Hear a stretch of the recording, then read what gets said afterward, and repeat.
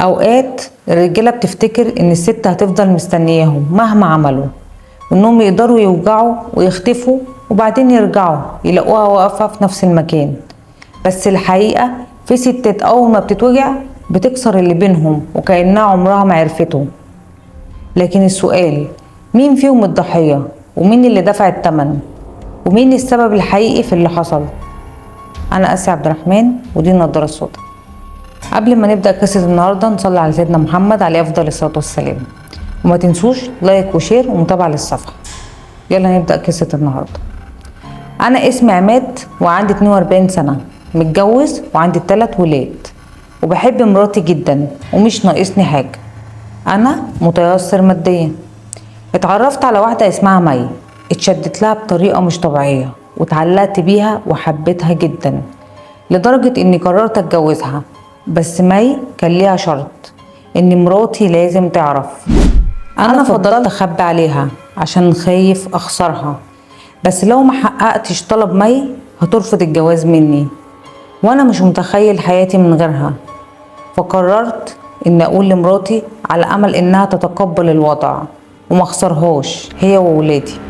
بس للاسف هي اتصدمت فيا جدا واتوجعت قوي، حست انها اتغدر بيها، حست ان عمرها كله ضاع من غير تمن. وجت واحدة عالجاهز سرقت حياتها منها وخيرتني، يا انا يا هي، وانا ما كانش قدامي غير اني اختار واحدة من الاتنين. لان طبعا زوجتي الاولى رفضت ان واحدة تشاركها فيا، ومي رفضت انها تعيش حياة في الخفاء وكأنها بتسرق. هي مش عايزة تحس انها بتعمل حاجة غلط. وبعد تفكير كتير قررت اني اتجوز مي واتجوزتها، ومراتي الاولى انفصلت عني واولادي عايشين معاها، وانا ومي ربنا رزقنا ببنت. بس انا مش سعيد زي الاول، في حاجه ناقصني ان اكون مع اولادي. انا افتقدتهم جدا، ومراتي الاولى وحشتني قوي، بس انا كنت خايف انها تتجوز زي ما انا اتجوزت عشان تضايقني. بس الغريب انها رفضت الجواز بعدي وقالت لي مش هدخل راجل غريب على اولادي. انا اتفاجئت بيها قوي وندمان على اللي عملته فيها.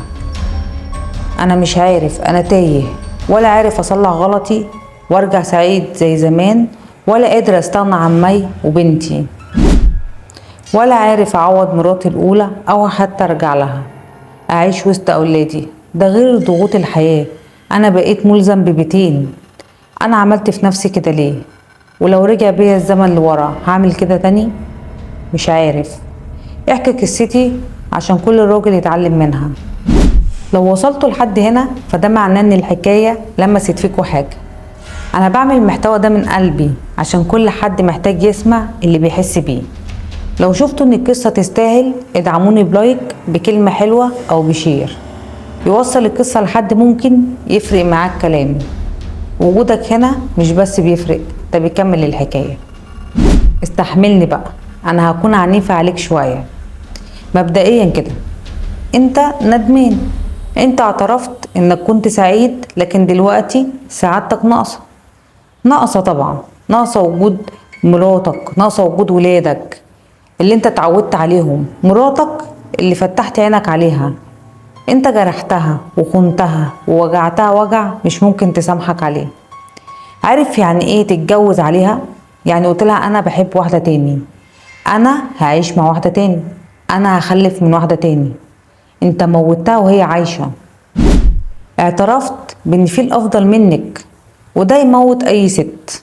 لا، وكنت عايزها توافق انها تقبل بالوضع. انت شخص اناني، مش بتفكر غير في نفسك وبس.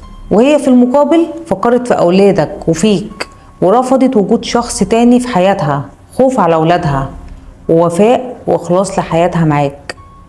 دي قدوة لأي ست تتعلم منها يعني ايه الانسان لازم يفكر في كل اللي حواليه قبل ما يفكر في نفسه.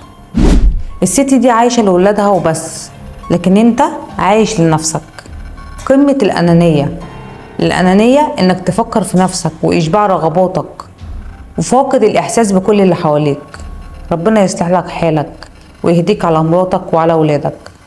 وخلصت قصة النهاردة. وعايزة أقول لكم ورا كل نضارة سودا في قصة عمرها ما اتقالت. وانا جيت احكيها لكم من اولها. سلام.